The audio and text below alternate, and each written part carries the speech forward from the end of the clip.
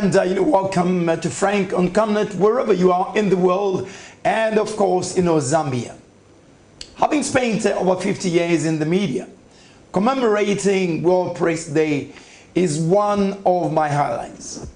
Having said that, let me pay tribute to my colleagues in the profession who have passed on, serving the job, the career, the country that they love most.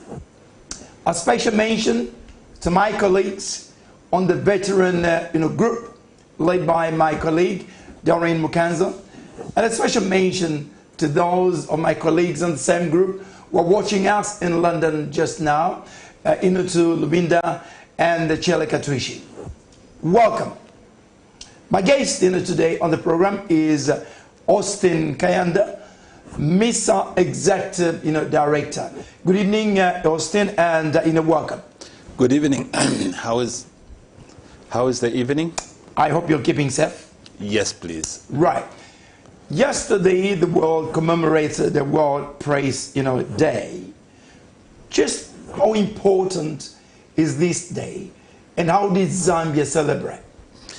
The World Press Freedom Day is a very important day to the media, and this is the time when the media and the public reflect on the role of the media it plays in the society, and also we reflect on the tenets of the media, that's informing, educating, and entertaining, and bringing awareness to various issues that are affecting the community, like COVID now. It is also a reminder to the media on their important role in the society by reminding them of various obligations that they have to the society and public as a whole. This year's commemoration was special because for the first time it was attended by the Republican president, Dr. Edgar Lungu. Again, how significant was his presence? It was very, very important, and we really appreciate the president for finding time to come and celebrate with us in the media. This is the first time the Republican president has come to officiate at such an event. As the media, we used the opportunity as an advocacy tool where we presented various issues to His Excellency the President on issues affecting the media. He responded to some of the issues, but some of the issues he promised to come back to the media. He went with them, he wanted to reflect and consult and then come back to the media. What are some of the important issues that you raised with the President? There are various issues that were raised by the President. One significant issue was the safety of the journalists. As you are aware that there's been a lot of attacks on the journalists, and we have seen cadres from both the ruling party and the opposition storming radio stations, beating radio stations, and the more recent one is the incidents that happened on Saturday where some journalists went to the PF4 Secretariat. They were involved, or they were beaten during the course of their duty. Tell me, Austin, what are the contributing factors to the violence that is being perpetrated by political cadres against people who are supposed to serve them? People are supposed to disseminate information related to what they're doing. Yeah, basically, the major issue here is the trust in the media. We are in an age where there's a lot of disinformation, misinformation, fake news, and certain sectors of the economy who are viewed to be reporting in a certain area are normally endangered, they are attacked, they are harassed, and so forth. So we need a situation where the public can be able to trust the media, to be able to inform them correctly, educate them, so that the citizens can be able to make informed decisions. You and me come from the old school. Some of us served in the one-party in an era where things like this did not exist. Why should things like this exist in a democracy? In a democracy which is supposed to provide a free expression, by the media and indeed by the people at large. Yeah, basically, as you know, Ambassador, we have a polarized media. We have a situation where certain media houses, they've taken a certain line of reporting. And as such, it becomes difficult. Even when you wake up in the morning, it's difficult to get one newspaper or tabloid, read a story and believe it. You have to read 3-4 papers for you to come up with a conclusion.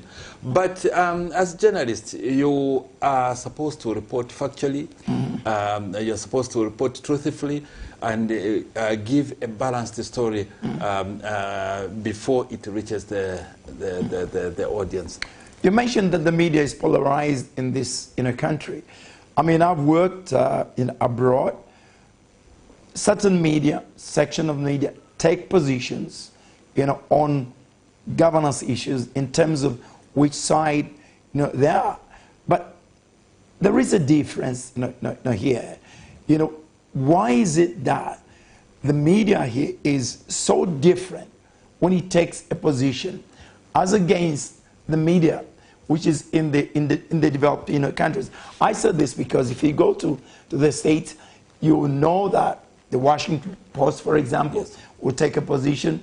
Perhaps they'll support, the Democrats. You come, to UK, the Sun newspaper, the Telegraph, they will support the Conservatives. What is so different here when the media takes positions? There's nothing wrong with the media supporting a certain political party or line of reporting, but those media in the developed nations, they declare their line of reporting. Yeah. Even when you are reading the Fox News, you are reading the Sun, you know exactly where is their line of reporting, where are they inclined to. So even your mind is prepared. Yeah. But in a situation like our country, where we have generalized reporting, it becomes difficult, especially in this era of disinformation, misinformation. And also, to compound the situation, is that the public media, who are supposed to be very neutral with balanced reporting, they take one side of reporting, whereas some tabloids, they report their pro-government, anti-government, and so forth. So it becomes difficult when you have such a polarized media. What is the repercussions on a country, on governance, of a polarized media? It's very, very dangerous. It's very, very dangerous. It's not very healthy to have a polarized media. Basically, the media should take the journalistic ethics. They must follow the ethics that demands for every journalist to report. Truthful, factual, fact-checking, and so forth. So when you follow those tendencies of journalism, definitely you will find no problem with such type of reporting. What remedial measures has MISA taken? And in addition to that, what should be done to address this dangerous situation? Well, as MISA, we have done various, we have employed various methods to improve the media reporting in Zambia. We have done capacity building for the media. We have done mentoring. And also, in addition to that, we have encouraged our members to go back to school and remind themselves of what they are required of them as journalists. And this is very important in the sense that most of our our members are community radio stations who don't have trained journalists. Absolutely. Yes. And as such, they need to be reminded what they need to do as journalists. Yes. In addition to that, I'm aware that some of the proprietors of media outlets have no media in a background at all. Is this an added problem? No. And a non-media person to own a media house, that's not a problem. As long as you employ professionals to do the job. Your interest in the business is profit. And as such, employ the best media personnel, and they will deliver. If not long ago we had the USA President Ronald Reagan. Ronald Reagan to date is one of the best USA president. But you see, Ronald Reagan used a simple method of employing the right people in the right positions, and they delivered for him, and the credit came to him. Yes. During our time, I would say we were born in a media, people. We joined the media because of love, not necessarily because of financial emoluments. The situation has changed now. Yes. Is the economic situation dictating, the kind of people we have in the media now? What I'm trying to say is, are some of the people, the practitioners in the media, in this profession, not because this was the first, love, maybe it's because that's the first job they could find in an economic situation which is challenging, in an economic situation which is not opening up, to other jobs? There are various factors which contribute to such things. The economic situation, as you know, the media, most of the media houses, they don't pay very well. We have journalists getting as low as $750 per month. And how do you expect such a journalist to perform such function, such a noble function? And if you are underpaying the journalist, you are creating some sort of journalism of poverty, because this person will start now following certain figures so that he can be getting a few allowances and so forth. How do you expect a journalist to perform his duties, assuming that a politician from Sorwezi, you get a journalist from here, you are paying for their fees, their transport, their accommodation. Do you expect that person to be objective? No. Some owners may say, again, because of the economic situation, they are unable to remunerate their employees properly. Is this a catch-22 situation? How do you address this when they've got a valid reason? Because of the economic situation, the media outlets are unable to make enough money and subsequently to pay the employees better. No, basically the groups of the media who cannot afford to pay journalists well are community media, because they are basically community, they are non-profit making organization. I don't see any reason why a commercial radio station should pay their employees really. Radio stations like Radio Phoenix, I'm not saying they are paying their employees really, but such radio stations should be touch bearers. Those should be some sort of anchor radio stations where everybody will be looking forward to working for such institutions. We'll be looking at a theme very shortly. Yes. Let's spend a bit of time to talk about the public media. ZMBC is supposed to be a public media to serve everybody, which is not the case now. And I'm not the only one who has observed this. Is this out of pressure from the government of the day? There are various reasons as well. ZNBC is not regulated by IBA. It's an institution which was born out of an act of parliament. Though there are provisions for IABA to regulate ZNBC, they cannot sanction them.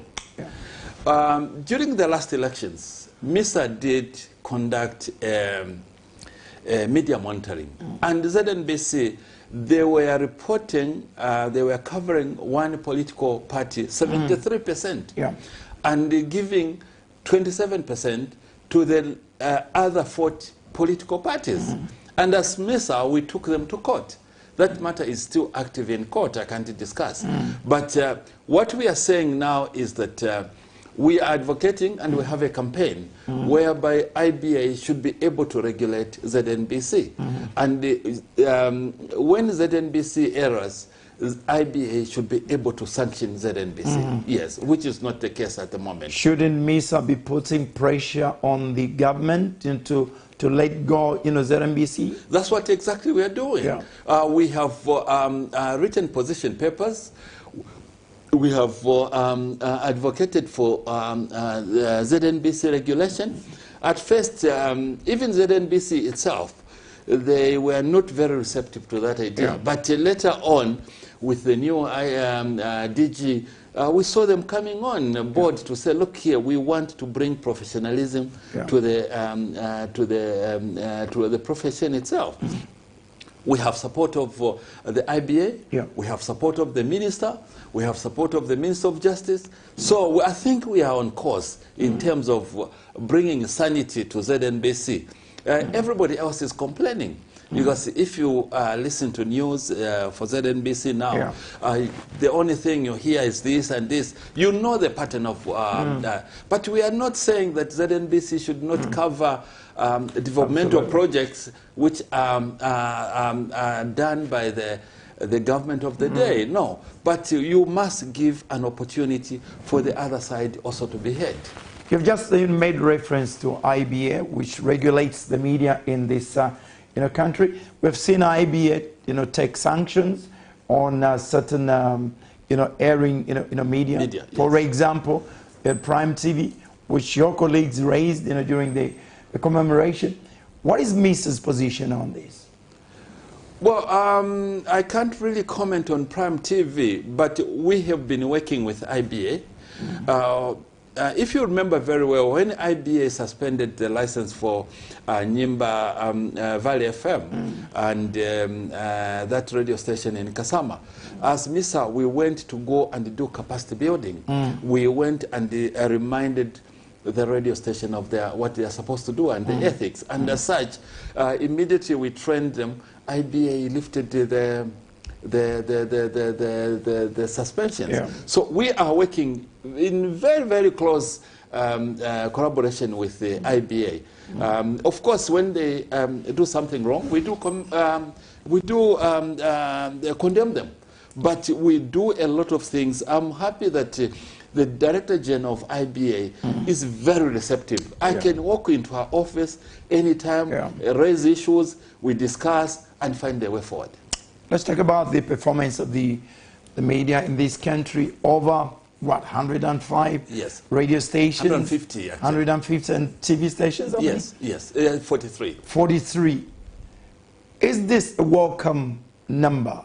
Is this commensurate to the performance? Well, in the first place, we are happy that the PF government liberalized the economy, and we have the media, and we have a lot of avenues which are available for people to air their views, and also we have a lot of platforms where certain issues can be discussed. If you look at the community radio stations, the community radio stations basically are there to broadcast in a local language that people understand. Some 7, 8 years ago, there was a research that was done in Zambia. Only 23% of the people had higher degrees or diplomas. 35% had matriculated.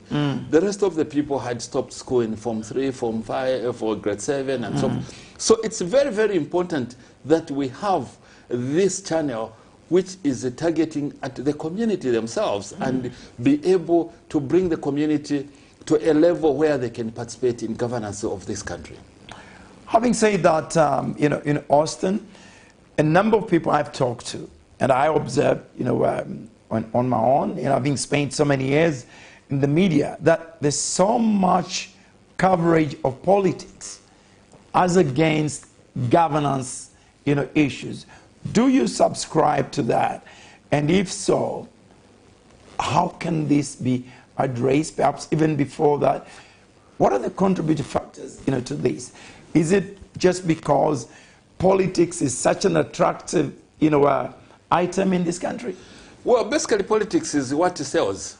But as the media, we are not there to only cover politics. There are very, very important issues that needs to be covered. Yeah. There are some stories that needs to be told. We should go beyond the stories, investigative journalism. I'll tell you that the media monitoring we did in 2016, if you look at the campaign we had in 2016, it was not issue-based. Yeah. Basically, if you look at issues like unemployment, youth participation, empowerment, agriculture, they received very, very little attention. And those are some of the issues we feel the politicians should go and sell to the electorate so that electorate can make informed decision on who can deliver what they want. Related to that, there's very little analytical programs, in most, media. Is this lack? Is it because of laziness? Is it lack of competent, people who can, engage in analytical, programs?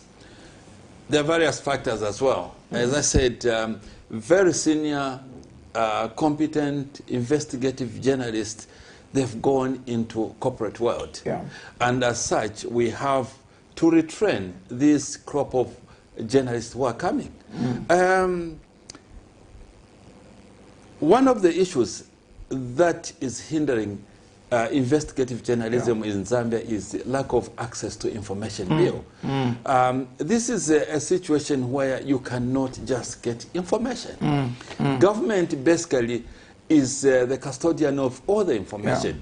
If you go to our website, you check. Every year we do some mystery research, or we do some investigative journalism on how easy it is to get information which is in public domain from a government institution. I can tell you, Ambassador, to say it is almost impossible. You go to this institution, you say, I want this information. I mean, I'll tell you for argument purposes, the Auditor General's office. I want this information. And they'll tell you, no, who are you? Where are you coming from? Which institution are you coming from? You tell, I'm a citizen, I've got a right to get this information so that I make my informed decision. But they'll tell you, no, go and put it in writing. You go and put it in writing. The next time you go, the issue has been referred to the PS. You go to the PS, the issue has been referred to the minister. You go to the minister, the issue has been referred to cabinet. You will never get that information. Now, we are living in an era of scooping stories. Absolutely. And we work against deadlines. I mean, how can you report a one-sided story? Now, because of this, it is creating some information gap. And that information gap, it gives rise to things like fake news, disinformation, misinformation, and so on. So we are urging the government to enact this access to information bill so that people, journalists, can report on balanced stories, well-researched stories, and also inform the people so that they can be able to make informed decisions. Information is power. Yes. Why has this, been enacted? Sorry for, for that. I mean, it's taken ages. It's still, dragging. Yes. Is the purpose of the information bill been misunderstood? Yes. Completely misunderstood. One of the things I can say is the lack of political will to enact this piece of legislation. If you are aware, this campaign started in 2002, and now you are talking of 17 years ago. It is still in the draft form.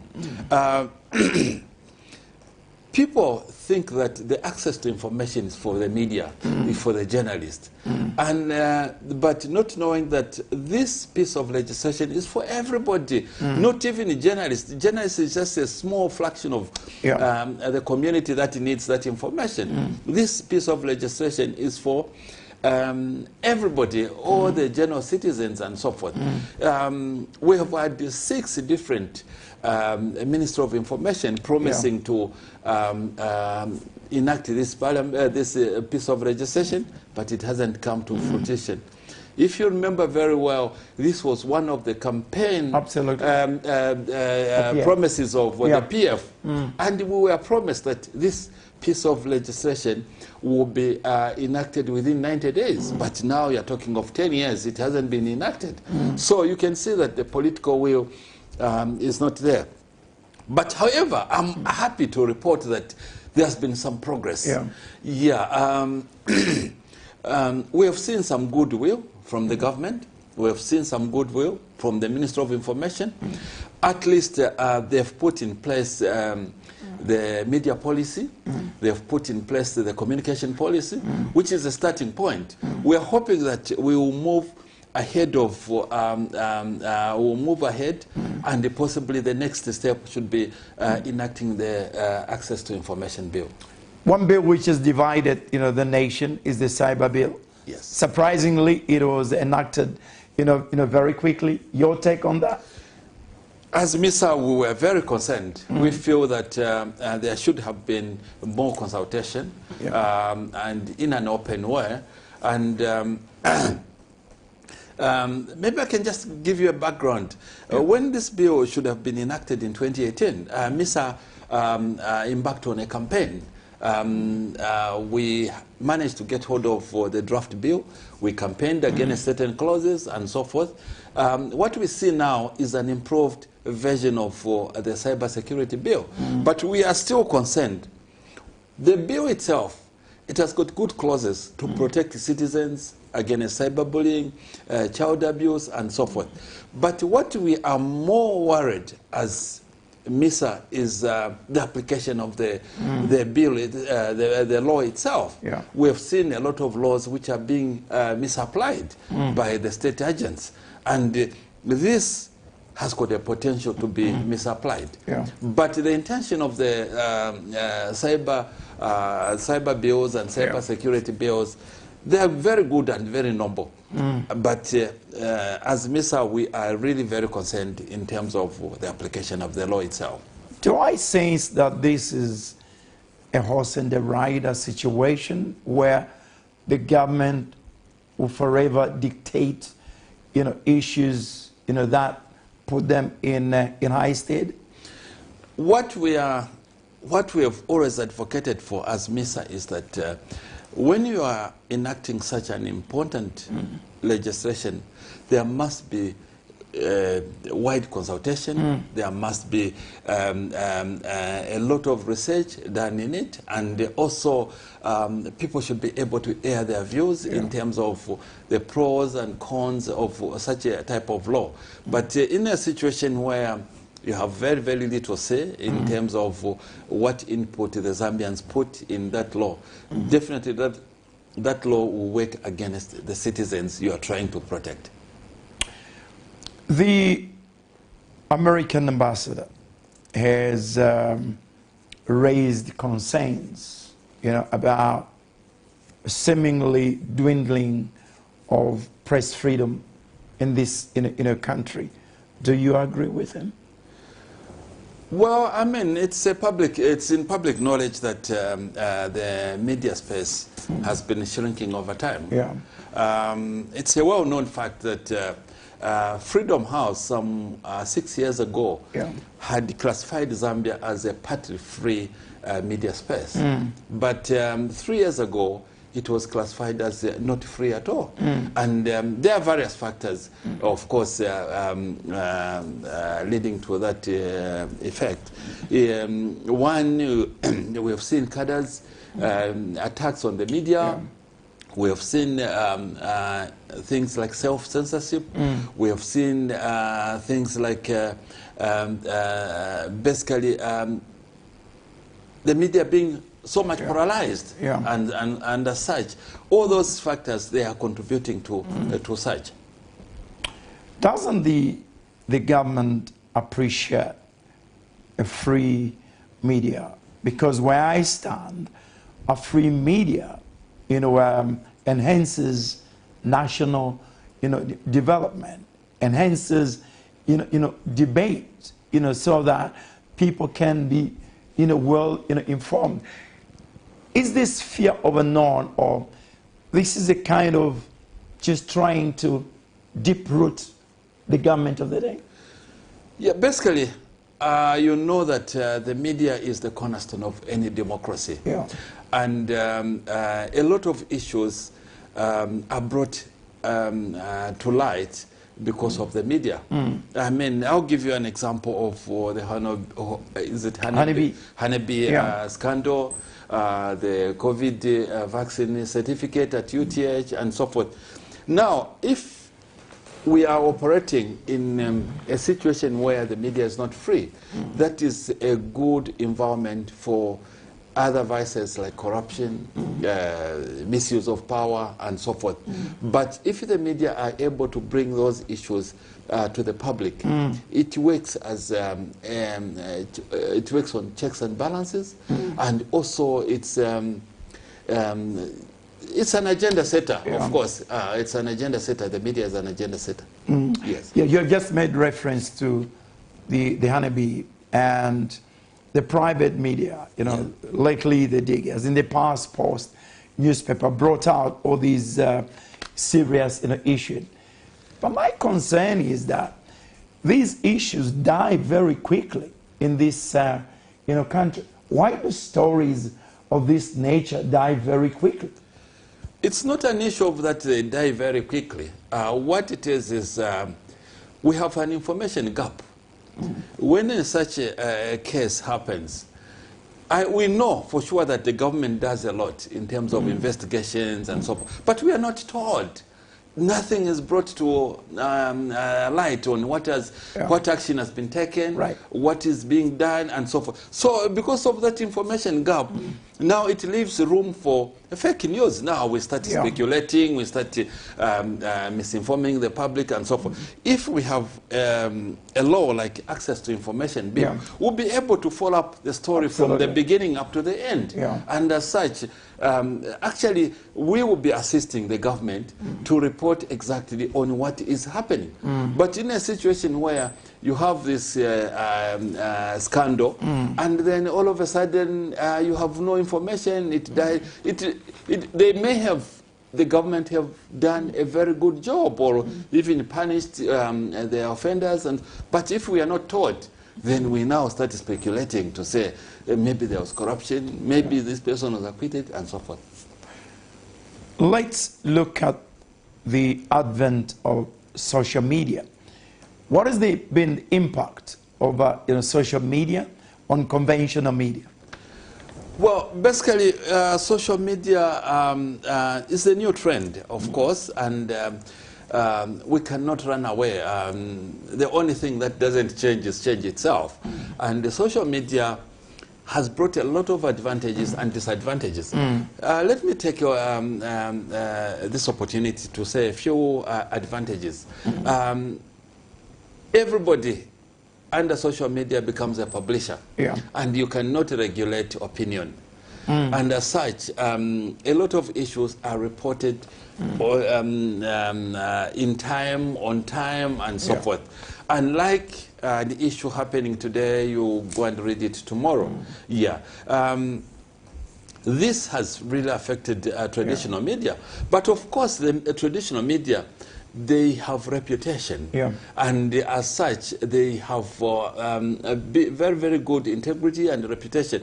When I read a story in the conventional media, like in Times of Zambia, the chances that the story is fake is they're very slim. But when I read a story from social media, I have to do fact checking. I'm happy that now we have the fact checking models where you can check whether the news is fake or not, and so forth. social media at the same time, it has brought a lot of disinformation, misinformation, and so forth. I like what the President said, His Excellency President Lungo said, to say, look here, social media is for everybody, but journalism is for trained communicators. So if you get the information from a trained communicator, the chances that that information is fake or disinformation and so forth is very slim. But whereas in social media, anybody can publish anything. Yes. Has social media become a danger? I say this because some good people have been destroyed, you know, through social media. Well, it's not really a danger per se. What it is... Or the people who are using social media become a danger, some of them. Yeah, some of them, they would want to destroy character assassination. I'm happy that this cybersecurity bill has been put in place because you and me and ordinary citizens, you'll be able to get protection from the laws of the land. And if, for argument purposes, somebody defames you under the cybersecurity and cybersecurity laws, you'll be able to seek redress. Yeah. Yes. Right. It's taken quite a bit to go now to the theme. You know, we go back to the theme now in Austin. This year's theme, information as a public good. What is the significance of this theme? First of all, let's understand what is a public good. Yeah. A public good basically is a good that is available to everybody. But the most significant aspect of a public good is that when you consume a public good, the next person to you should enjoy the same satisfaction like yourself. Unlike if I have an apple, I eat it a bit, the next person will eat less and less and less. Now, this public good is that the media has got a responsibility to inform the masses. Right. And the masses should get that information in a unified form for them to make a decision itself. It's also a reminder, especially in this era of COVID-19, that we need to use this information that some of us who are few, who are privileged to have it, to educate the masses, to educate my grandmother who is in the village, and so forth. So, as journalists, we have great power and responsibility. And those responsibilities should be put to good use. And once they are put to good use, we'll be able to inform the people and we'll be able to deliver a public good. And people will be informed and make informed decisions. There's no doubt that many a times, you know, the media and members of society and other stakeholders have thrown brickbats at each other, not literally. How can we develop an environment where we are true partners with the same objectives? Yeah, basically, I said at first, we need trust in the media. Yeah. We did a research. If you go to our website, you'll find a report which basically was looking at how the public trusts the media. Yeah. And it's sad to report that the public, they've got very, very low confidence in the media itself. And as such, we feel that journalists should go back to the basics.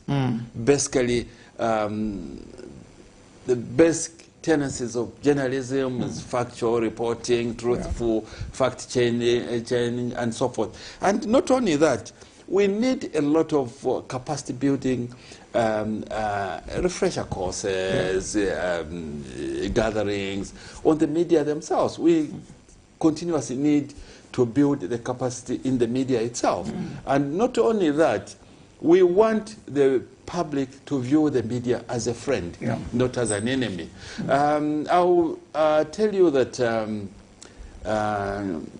Zambia police, they've been viewing the media as an enemy.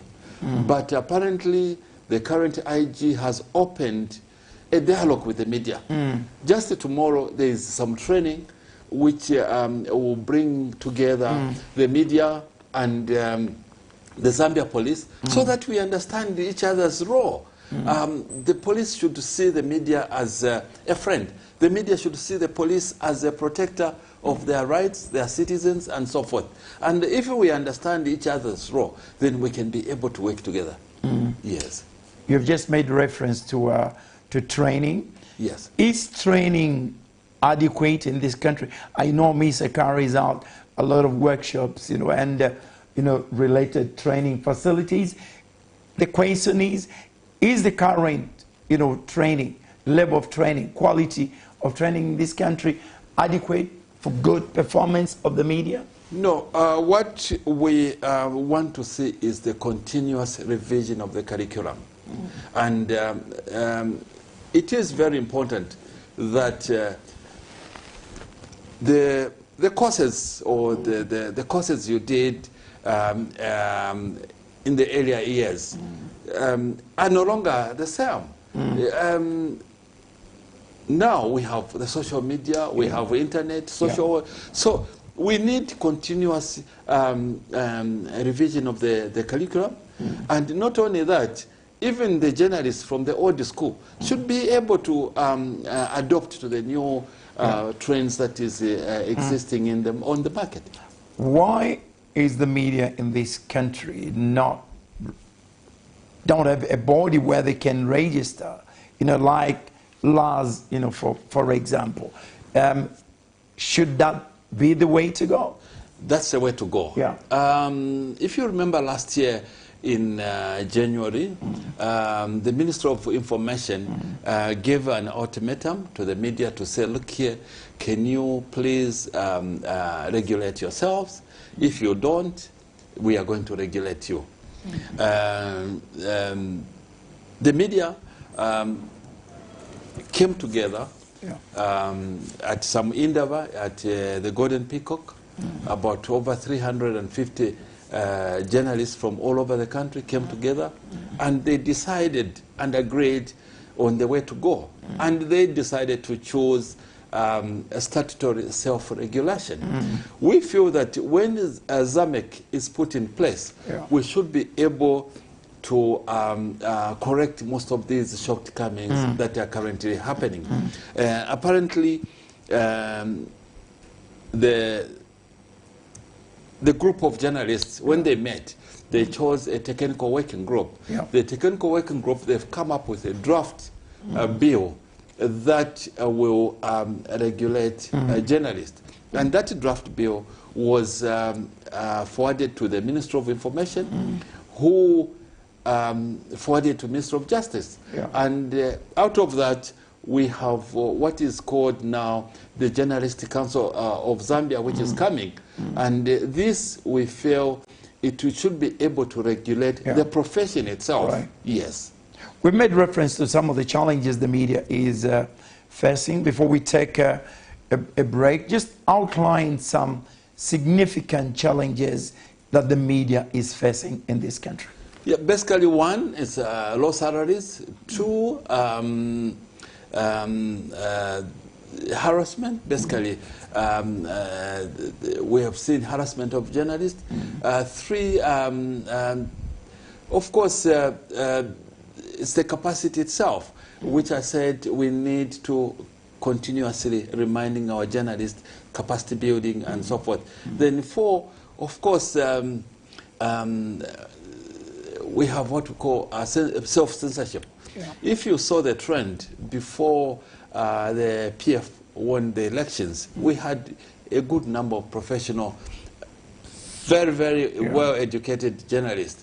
But immediately after the PF came to power, most of those went into diplomatic service, some were in parastatals and so on. So people start censoring themselves to say, look here, if I report like this, I may get a job in the government. Yes. This is Frank on Camnet. My guest, this evening is Austin KAYANDA, who is MISA Executive Director. We've delved in a number of issues relating to the profession of the media, which I'm proud to be a member, part of for the last 50 years or so. If you've got any issues you'd like to raise with us, please do so after this break. This is Frank on Camnet. My guest again, Austin KAYANDA, MISA Executive Director.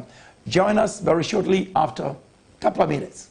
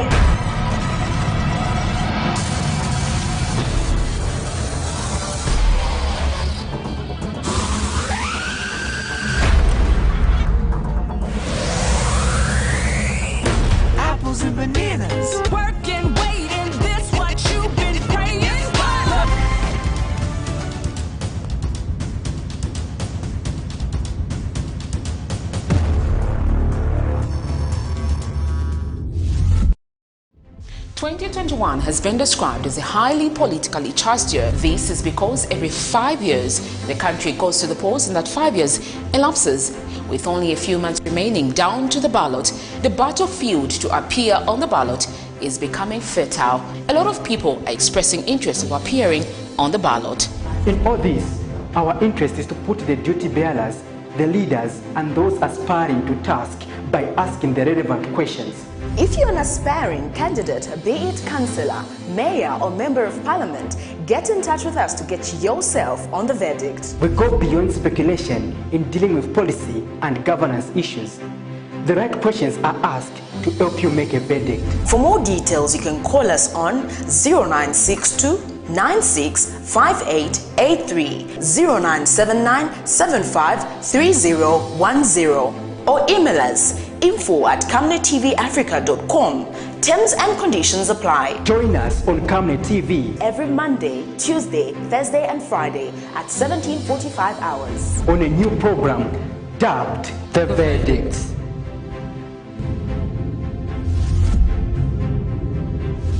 Remember that Camnet TV is not just another channel.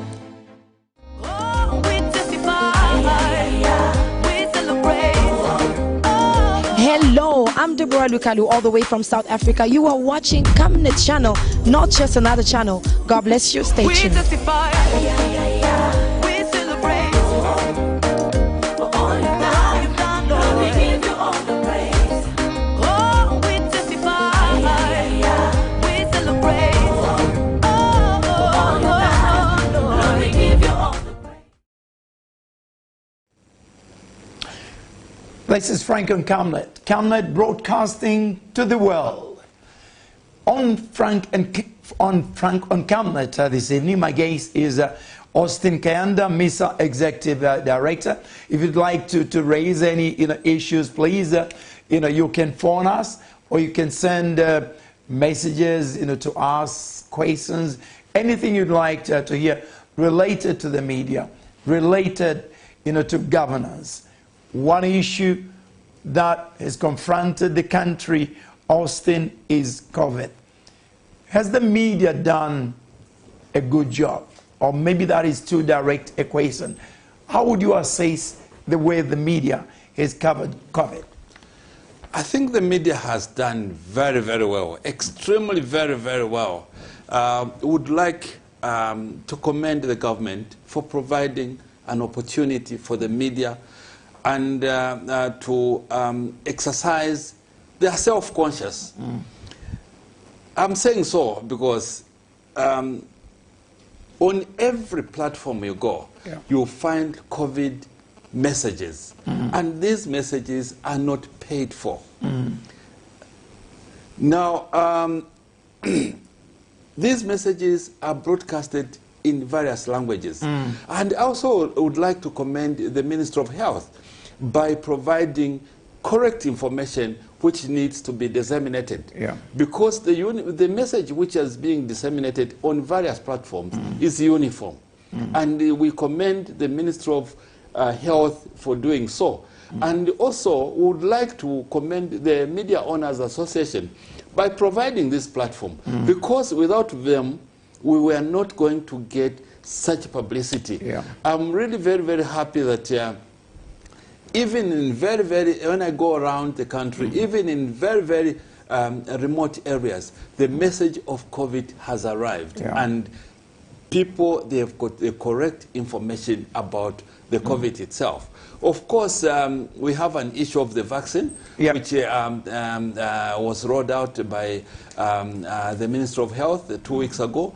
There are a lot of misconception, and I feel that we need to do more as the media so that we can provide the correct information. People need to make decisions that is going to be for their own benefit. I mean, I know there has been a lot of stories on social media on how these vaccines have side effects and so forth. But I feel that we need to go for our vaccines, because the benefits of this COVID vaccine outweighs far much more than the little disadvantage or the side effects of this vaccine itself. The Minister of Information has raised concern that many media personnel haven't, been vaccinated. Do you share her concern? We're supposed to be one of the front runners. Well, frontliners. not only the media. What I feel is should be done is also the people in public office, the duty holders, should be in the forefront. Because once these people, they all seen to be driving the agenda of the vaccine itself, everybody else will follow. I do appreciate that, yes, it's true that some media personnel who are the frontline state have not taken the job because of this misinformation. But at the end of the day, it's a personal decision. But that personal decision should be weighed against the benefits and the side effects. I'm talking to Austin KAYANDA, MISA Executive Director. If you have any questions, if you'd like to call us, please do so. Do we have any messages, Director? Do we have any messages that we can go through? No messages yet. Perhaps the members of society don't like asking journalists questions.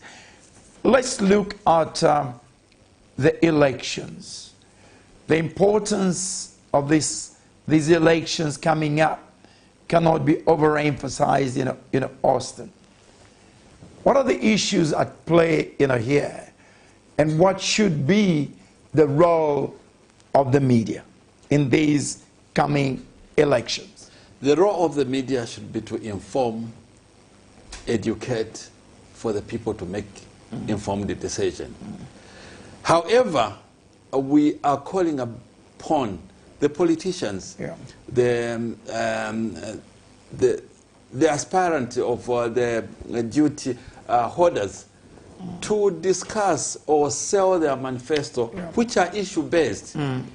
As I said earlier on, the media monitoring we did in 2016, it was not issue-based. It was character assassination-based, whereby real issues that affect the community, the unemployment, the agriculture, social services, were relegated to the list. Some of them, like unemployment, only was covered about 5%, which is very, very unfortunate. But if you look at issues like this person has done this, this one has got how many wives and so forth, it took almost a prominence on all the media monitored articles which we monitored at MISA. It takes two to tango. Are these political parties that are going to participate in these elections, discussing, the pertinent issues, economic issues, agriculture, state of the economy, the health of the country, hospitals, infrastructure, whatever? Are they spending time to address that? No, they are not. That's why we are urging all the politicians to be issue-based. I mean, people are not interested in how many wives you have. People are not interested in what you did last year. You were drunk last year. No, people want to know exactly what is it that you are bringing on the table. What is it that you are going to do for the people? And people don't want just promises. As you have seen that some of the politicians in the past 5 years, they've never visited their constituencies. But now we see a lot of activities happening and so forth. This is not what we want. We want people to hold the duty bearers, because those are the rights holders, and they should hold them accountable. As MISA, under good governance, we have programs where we are trying to educate the people to use a social scorecard to hold the duty bearers accountable. People should be able to call the MP and remind him of his promises. You promised this and this, you haven't delivered, and so forth. Now, if people are not accountable, then it becomes a bit difficult, even for an ordinary citizens to buy. In the end, we will see a situation where we have apathy because people do not understand or do not appreciate why they should vote. These elections are being held, during the COVID pandemic. Do you see this as a major challenge in terms of, coverage, in terms of the media performing? Yes, it is. Yes, it is. People are not allowed to gather in numbers. Now, how are you going to sell your manifesto if you are a potential duty holder, duty bearer?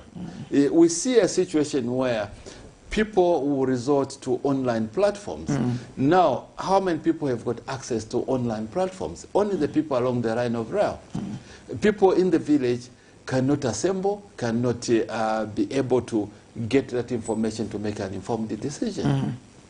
And also, lastly, the reading culture in the country is not very good. You know that very few people read intensely to be able to make an informed decision on certain articles that are coming out in the print media. Yes.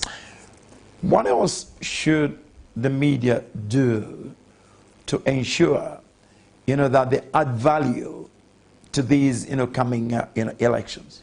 Yeah, basically, what I think should be done is, one, the political players should use the community media, because the community media will deliver the message in the language people understand, will deliver the message on what he's going to do, will deliver the message on what can be done about certain issues affecting the society. Do we have any messages from my guest? No messages today. I think they're afraid of asking journalists questions. We got about 10 minutes or so before we wind up. The minister did make reference to COVID relief fund, for the media. Has much sensitization been done about this for media institutions to access this relief fund? Very, very little is known about this media relief fund. And if at all there are any who have access to this media, these funds, there must be very, very few. I think a lot needs to be done so that people can be able to get the information, how they can access it, and so forth. Yes. My other question before we wind up is just your expectations to ensure that the media in Zambia is vibrant once again. Basically, we need to go back to the basics. As journalists, we have our own ethical guidelines. We need to go back to the basics. Basically, the ethics, you know, truthful reporting, factual, fact-checking, balanced story, and so forth. If we can go back to the basics, we are going to create confidence in our people, and as the media we should be able to deliver the public good, and that is what is expected of the media itself. And two, people should not get tired of these capacity building workshops, trainings and so forth, so that they are able to bring themselves to speed to what is happening. Because if you stand at some point for a long time, you won't realize, you have what you call stationary vehicle syndrome. This is a situation where if you are parked, you are driving, you are parked and there's a vehicle here and a vehicle here. This vehicle drives, you find yourself, there's a feeling that you are driving in the reverse, but you are stationary at the same place. We don't want the stationary vehicle syndrome for our journalists. Finally, Austin, how would you like the media to be appreciated in this country? I said this, that wherever there are award ceremonies, the very few media personnel who are recognized. Is this a deliberate omission, or the media is just not recognized in this country? No, as MISA we do recognize excellence in the media. People who have excelled in their year and have produced material worth excellency are rewarded. And in the last 2-3 years, we have seen a lot of institutions holding these media awards and so forth. That is the way forward. We need to go forward. And not only that, we need to reward excellency in the media itself. We should not wait for the media awards. Even employers, even corporate institutions, they should be able to come forward and reward excellence in the media itself. We should not just limit ourselves to these media awards. We should not restrict ourselves to situations, Labor Day, when we get awards and so forth. We should reward excellency every day. Shouldn't that extend to national events like Africa Freedom Day, Independence, Day awards? Yeah, we are encouraging the president equally to recognize the people who have excelled in the media. Let me just see if I can take in a call just before we finish. Good evening. Good evening, Frank. Evening. Name, please. Good. Yes, Frank, this is Edman Dola, singer Edman Dola from Mumbai. Yes, please, sir. What is the contribution? My contribution is the person from MISA. Have they had some deliberate policy in terms of coming into the villages to come and educate? You organize maybe a group of people coming from maybe 4 or 5 segments.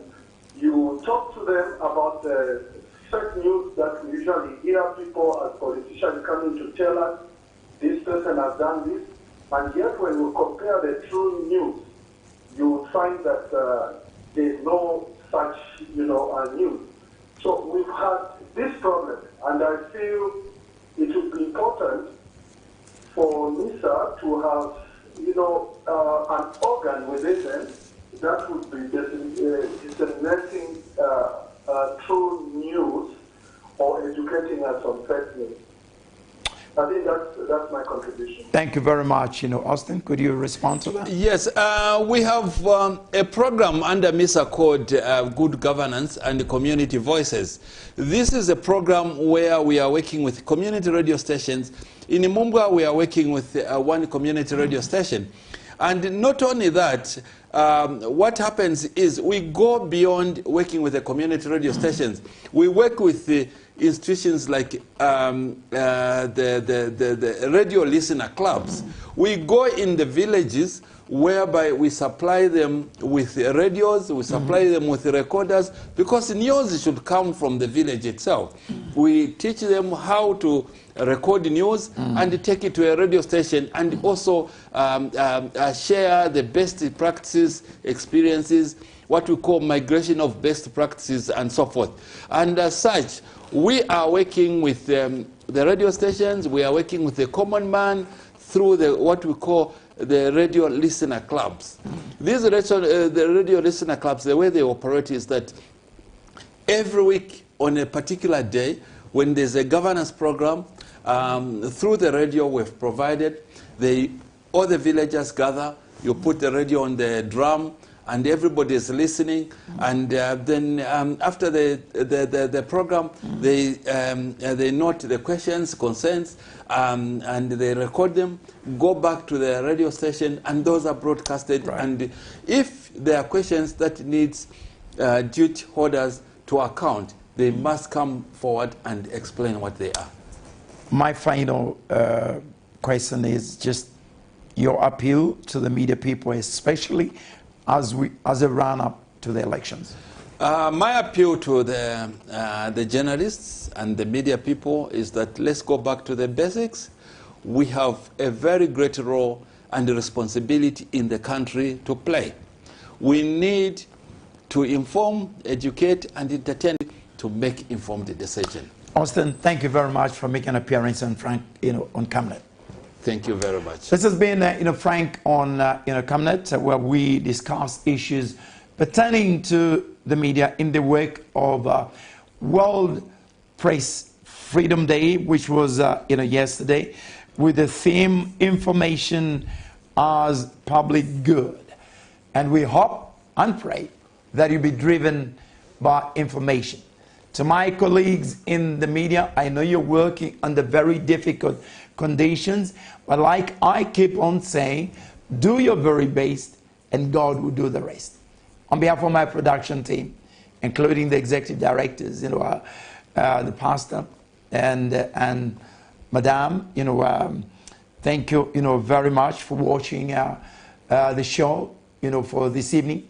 I'll be back on a Tuesday. God bless you all and good night.